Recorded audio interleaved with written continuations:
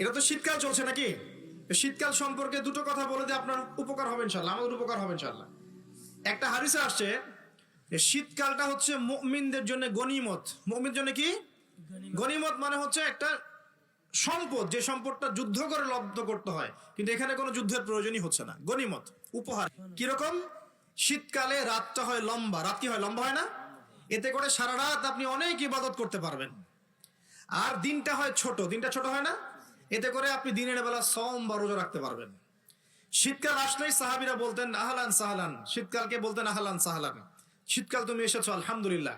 এখন রাত্রেবেলা হে কোরআনওয়ালারা তোমরা উঠে যাও এবং কোরআন তেলাওয়াত করতে থাকো, এবং দিনের বেলা তোমরা সওম পালন করতে থাকো, আলহামদুলিল্লাহ। শীতকাল সম্পর্কে একটা এরকম বর্ণনা আছে, যখন কঠিন শীত আসবে তখন ওই শীতটা থেকে একটা আশ্রয় প্রার্থনা করতে হয় আল্লাহর কাছে, আল্লাহ এই কঠিন শীত থেকে আমাকে বাঁচাও।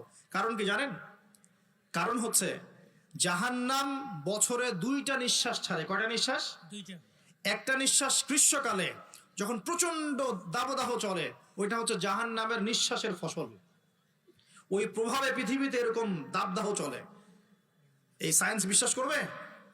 করবে না। ওর বিশ্বাসের আমার যায় আসে না। আল্লাহ পাক বলেছেন সত্য, রাসূল বলেছেন সত্য। আরেকটা হচ্ছে শীতকালে যখন প্রচন্ড ঠান্ডা, তখন শীতকালে জাহান্নামের এমন একটা জায়গা আছে যেটা কিন্তু শীতল জায়গা।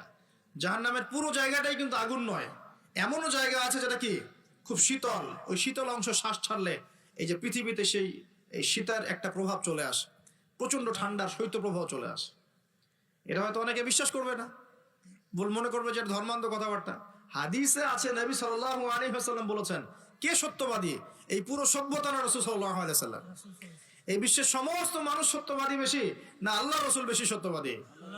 বাস, আর কোনো দরকার আছে কথা? শীতকালটা কাজে লাগাই। এই শীতকালে আমি একটা আমল বলে দিই প্রিয় ভাইরা।